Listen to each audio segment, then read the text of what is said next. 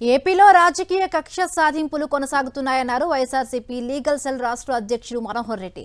అక్రమ కేసులు పెట్టేందుకు సిఐడిని వాడుకుంటున్నారని మండిపడ్డారు. గత ప్రభుత్వంలో మద్యం అమ్మకాలు పారదర్శకంగా జరిగాయని, లిక్కర్ స్కామ్ పేరుతో ఉద్యోగులను సైతం వేధిస్తున్నారని ఆగ్రహం వ్యక్తం చేశారు. 2014-19 మధ్యలో జరిగిన లిక్కర్ స్కామ్పై 2023లోనే కేసు నమోదైందన్నారు.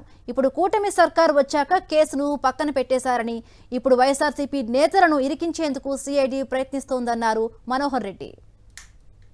2014-19లో వాళ్ళు జరిపిన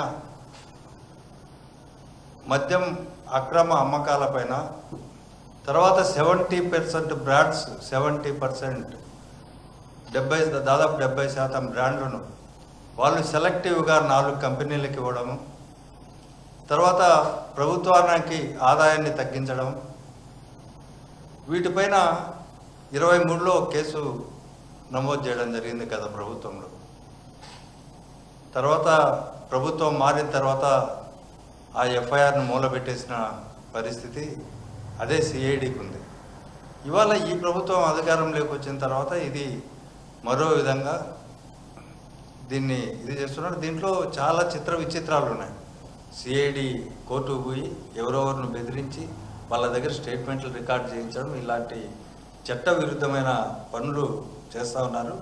ఈ విషయాలన్నీ కూడా ఎల్లో మీడియాకి లీక్ చేస్తారు ఇవాళ. కానీ రికార్డెడ్గా ఏమీ ఉండవు. అంటే మనుషులను ముందు బ్లేమ్ చేసి వారిపైన బురద జల్లి ఆ బురదను వాళ్ళు కడుక్కోలేని రీతిలో వివిధ సామాజిక మాధ్యమాల ద్వారా ప్రచారం చేసి తర్వాత వాళ్ళు దొంగగా చిత్రీకరించడం అనేది ఈ ఎల్లో మీడియాకు పెట్టిన విద్య కాబట్టి ఆ విధంగా చేస్తున్నారు.